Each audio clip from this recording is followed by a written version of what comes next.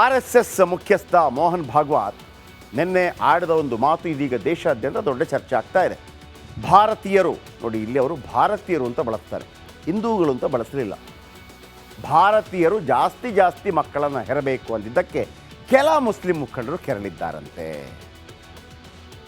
ಯಾಕೆಂದರೆ ಯಾವತ್ತೂ ಕೂಡ ಗಲಾಟೆ ಆಗ್ತಾ ಇದ್ದದ್ದು ಹಿಂದೂಗಳು ಮಾತ್ರ ಆರತಿಗೊಬ್ಬ ಮಗಳು ಕೀರ್ತಿಗೊಬ್ಬ ಮಗ ಅಂತೇಳಿ ಎರಡೆರಡು ಮಕ್ಕಳನ್ನು ಹೆರ್ತಾರೆ, ಮುಸ್ಲಿಮರಿಗೆ ನೀವು ಆ ಕಾನೂನು ಮಾಡಲಿಲ್ಲ, ಮುಸ್ಲಿಮರು ಹೆಚ್ಚು ಮಕ್ಕಳನ್ನು ಹೆರ್ತಾರೆ ಅಂತಿತ್ತು. ಅದು ಕೂಡ ದೊಡ್ಡ ಚರ್ಚೆ ಆಗಿತ್ತು ಅಲ್ವಾ.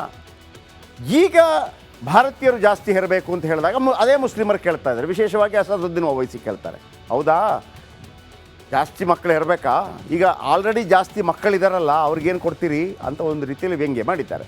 ಏನು ರಿಪೋರ್ಟ್ ನೋಡಿ.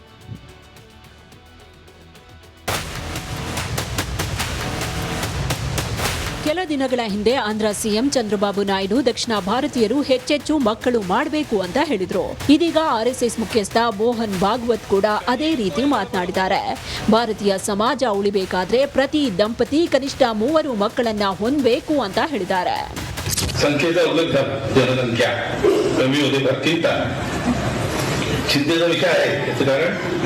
ಜನಸಂಖ್ಯಾಶಾಸ್ತ್ರೀಯ ಅಧ್ಯಯನಗಳ ಪ್ರಕಾರ ಒಂದು ಸಮುದಾಯ ಫಲವತ್ತತೆ 2.1ಕ್ಕಿಂತ ಕಡಿಮೆಯಾದಾಗ ಆ ಸಮಾಜ ಅಳಿವಿನಂಚಿನಲ್ಲಿದೆ ಅಂತ ಅರ್ಥ. ಇದರಿಂದ ಅನೇಕ ಭಾಷೆ ಸಮಾಜಗಳು ಅಸ್ತಿತ್ವ ಕಳೆದುಕೊಳ್ಳುತ್ತೆ. ಆದ್ರಿಂದ ನಮ್ಮ ಜನಸಂಖ್ಯೆಯ ಬೆಳವಣಿಗೆ ದರ 2.1ಕ್ಕಿಂತ ಕಡಿಮೆ ಆಗಬಾರ್ದು ಅಂತ ಎಚ್ಚರಿಕೆ ಕೊಟ್ಟಿದ್ದಾರೆ. RSS ಅಂದ್ರೆ ನಖಶಿಕಾಂತ ಉರ್ಕೊಳ್ಳೋ ಅಸಾದುದ್ದೀನ್ ಓವೈಸಿ ಮತ್ತೆ ಕೆರಳಿದ್ರು. ಹೆಚ್ಚು ಮಕ್ಕಳು ಹೆತ್ತವರಿಗೆ ಏನ್ ಕೊಡ್ತೀರಿ, ಹೆಚ್ಚು ಮಕ್ಕಳಿಗೆ ಜನ್ಮ ನೀಡಿದವರ ಬ್ಯಾಂಕ್ ಖಾತೆಗೆ 1500 ರೂಪಾಯಿ ನೀಡ್ತೀರಾ ಅಂತ ಪ್ರಶ್ನೆ ಮಾಡಿದ್ರು.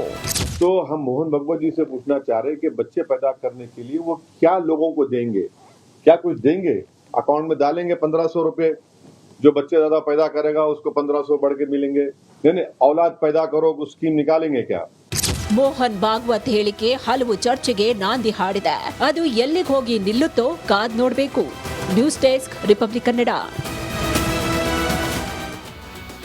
ಪಟ್ಟ ಸಿಗುತ್ತೆ ಇವರು ಬೇಡ ಅಂತಂದ್ರೆ ಅವರೇ ದಾದಾಬುಸೆ DCM ಪಟ್ಟ ಒಲಿಯುವ ಸಾಧ್ಯತೆ ಇದೆ. ಒಮ್ಮೆ CM ಆಯ್ಕೆ ಬಳಿಕ ಎಲ್ಲವೂ ಬಲು ಸಲೀಸಾಗತ್ತೆ ಅನ್ನೋದು ಪಕ್ಕ. ಮಂತ್ರಿಗಳನ್ನು ಮುಖ್ಯಮಂತ್ರಿ ಆಯ್ಕೆ ಮಾಡ್ತಾರೆ. ಆದರೆ ಏಕನಾಥ್ ಶಿಂದೆ ಮಗ ಏಕನಾಥ್ ಶಿಂದೆಗೆ ಮಗನಿಗೆ ಸೂಕ್ತ ಸ್ಥಾನಮಾನ ಕೇಳ್ತಾ ಇದ್ದಾರಂತೆ ಏಕನಾಥ್ ಶಿಂದೆ ಮನವಿಗೆ ಸ್ಪಂದಿಸ್ತಾರಾ ನರೇಂದ್ರ ಮೋದಿ ಮತ್ತು ಅಮಿತ್ ಶಾ ಅಂತೇಳಿ. ನೋಡಿ, ಅಲ್ಲಿ 288 ಸ್ಥಾನ ಇರೋದು, ಅಲ್ಲಿ ಒಟ್ಟು 43 ಜನರಿಗೆ ಮಂತ್ರಿ ಆಗ್ಬೋದು. ಕರ್ನಾಟಕದಲ್ಲಿ 224, 15%, 224 15% ಅಂದರೆ 224, ಅದರ 10% ಎಷ್ಟು, 22, 22ರ ಅರ್ಧ ಎಷ್ಟು, 11, 22 + 11 ಎಷ್ಟು, 33, ಆ ಥರ ಲೆಕ್ಕಾಚಾರ. ಅಲ್ಲಿ 288, ಒಟ್ಟು 43 ಜನ ಬರ್ತಾರೆ. ಆದರೆ ಇದಕ್ಕಿಂತ ಹೆಚ್ಚಾಗಿ ತಲೆನೋವಾಗಿರೋದೇನು ಗೊತ್ತಾ ಹೇಳ, ಒಂದು ಒಳಗಿನ ಪಾಯಿಂಟ್ ಹೇಳ ಏನು ಅಂತಂದ್ಬಿಟ್ಟು ನೋಡಿ. ದೇವೇಂದ್ರ ಫಡ್ನವೀಸ್ ಬ್ರಾಹ್ಮಣ, ಓಕೆ, ಏಕನಾಥ್ ಶಿಂದೆ ಮರಾಠ, ಶಿವಸೇನೆ ಮಹಾರಾಷ್ಟ್ರ, ಇಲ್ಲಿ ಮರಾಠ ಕಾವು ಜಾಸ್ತಿ. ಉದ್ಧವ್ ಠಾಕ್ರೆ ಇದ್ದಾರಲ್ಲ, ಉದ್ಧವ್ ಠಾಕ್ರೆ 21 MLA ಸೀಟ್ಗಳನ್ನು ಗೆದ್ದಿದ್ದಾರೆ. ಅದರಲ್ಲಿ 11 ಸೀಟು ಮುಂಬೈನಿಂದಲೇ ಬಂದಿದೆ. ಮುಂಬೈಯಲ್ಲಿ ಒಟ್ಟು ಇರೋದು 36 ಸೀಟು. ಆ 36 ಸೀಟಲ್ಲಿ 10 ಸೀಟು ಇವ್ರಿಗೆ ಬಂದಿದೆ. ಅಂದರೆ ಮರಾಠ ವೋಟ್ ಈಗಲೂ ಕೂಡ ಶಿವಸೇನೆ ಜೊತೆ ಇದೆ. ಮತ್ತು ತಲೆನೋವೇನಪ್ಪ, ಅದೆಲ್ಲ ಆಯ್ತಲ್ಲ ಗೆದ್ರಲ್ಲ, ನೋ, ಅಲ್ಲಿ ಬೃಹನ್ ಮುಂಬೈ ಮಹಾನಗರ ಪಾಲಿಕೆ ಚುನಾವಣೆ ಇನ್ನು ಕೆಲವೇ ತಿಂಗಳಲ್ಲಿ ನಡೆಯುತ್ತೆ.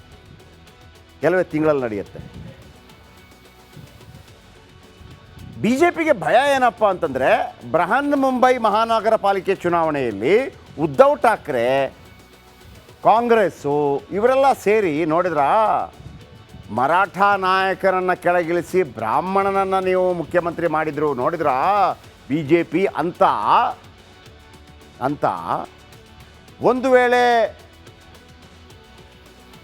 ಈ ವಿಚಾರವನ್ನು ಮುಂದಕ್ಕೆ ತಳ್ಳಿದರೆ ನೋಡಿ, ಉದ್ಧವ್ ಠಾಕ್ರೆ ಇದ್ದರು, ಮರಾಠ, ಅವರನ್ನು ಕೆಳಗಿಳಿಸಿದ್ರು ಮುಖ್ಯಮಂತ್ರಿ ಸ್ಥಾನದಿಂದ. ಏಕನಾಥ್ ಶಿಂದೆ ಮರಾಠ ಕೆಳಗಿಳಿಸ್ಬಿಟ್ಟು ಬ್ರಾಹ್ಮಣನನ್ನು ಮುಖ್ಯಮಂತ್ರಿ ಮಾಡಿದರು ಅನ್ನುವಂಥ ಆರೋಪಗಳನ್ನು ಮಾಡ್ತಾ ಹೋದರೆ, ಮರಾಠ ವೋಟ್ ಬ್ಯಾಂಕ್ ಮೇಲೆ ಪರಿಣಾಮ ಬೀರಿದರೆ, ಮುಂಬೈ ಮಹಾನಗರ ಪಾಲಿಕೆ ಸಿಗದೆ ಹೋದರೆ, ಯಾಕಂದರೆ ಮುಂಬೈ ಮಹಾನಗರ ಪಾಲಿಕೆ ನಮ್ಮ ಇಡೀ ನಾನು ಬೆಂಗಳೂರು ಬಗ್ಗೆ ಹೇಳ್ತಾ ಇದ್ದೆ. ಇಡೀ ಕರ್ನಾಟಕದ 1 ರೂಪಾಯಿಯಲ್ಲಿ 60 ಪೈಸೆ ಇಲ್ಲಿಂದ ಬರುತ್ತೆ. ಇಡೀ ಕರ್ನಾಟಕದ 1 ರೂಪಾಯಿಯಲ್ಲಿ 60 ಪೈಸೆ ಇಲ್ಲಿಂದ ಬರುತ್ತೆ. ಇಲ್ಲಿಂದ ಬೆಂಗಳೂರಿಂದ. ಈಗ ಭಾರತದ 1 ರೂಪಾಯಿಯಲ್ಲಿ 35 ಪೈಸಾ ಮಹಾರಾಷ್ಟ್ರದಿಂದ ಬರುತ್ತೆ. ಅರ್ಥ ಆಯ್ತು? ಭಾರತದ 40% ಇಲ್ಲಿಂದಲೇ ಬರುತ್ತೆ. ಇಡೀ ಕರ್ನಾಟಕದಲ್ಲಿ 60%. ಇದು ಒಂದು ಸ್ಟೇಟ್ಗೆ ಸಂಬಂಧಪಟ್ಟ ಹಾಗೆ. ಯಾಕೆ BBMP ಬೃಹನ್ ಮುಂಬೈ ನಗರ ಪಾಲಿಕೆ ಇಂಪಾರ್ಟೆಂಟ್ ಅನ್ನೋದು ನಿಮ್ಗೆ ಗೊತ್ತಾಗಿರ್ಬೋದು.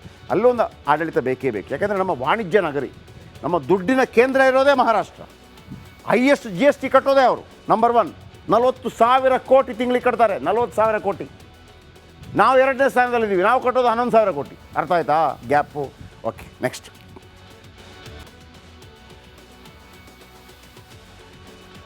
DK ಶಿವಕುಮಾರ್ ಹೂಡಿದ ದಾಳ ಕೊನೆಗೂ ಭಾಳ ದೊಡ್ಡ ಮಟ್ಟದಲ್ಲಿ 2023ರಲ್ಲಿ ಫಲ ಕೊಟ್ಟಿತ್ತು.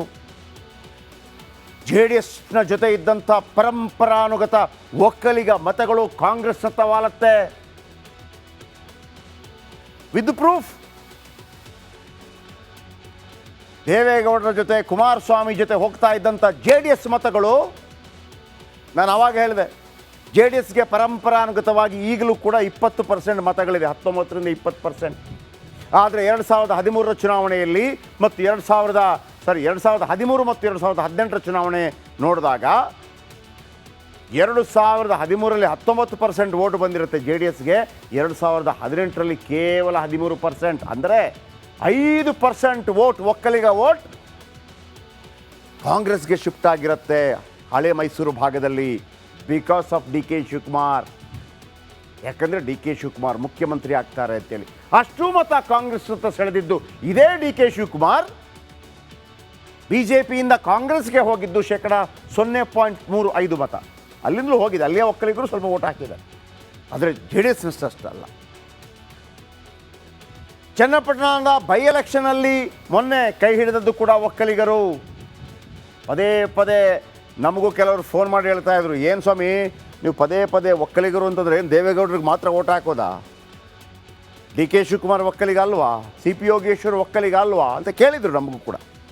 ನಾವು ಅದೇ ಥರ ಚರ್ಚೆ ಮಾಡ್ತಾ ಇದ್ವಿ. 100 ಒಕ್ಕಲಿಗರ ಪೈಕಿ 60 ಜನ ದೇವೇಗೌಡರಿಗೆ ಓಟ್ ಹಾಕಿದರೆ 40 ಜನ ಇವ್ರಿಗೆ ಓಟ್ ಹಾಕ್ತಾರೆ, ಸ್ವಲ್ಪ ಹೆಚ್ಚಿನ ಸಂಖ್ಯೆ. ಅದು ಹಂಗಾಗಲಿಲ್ಲ.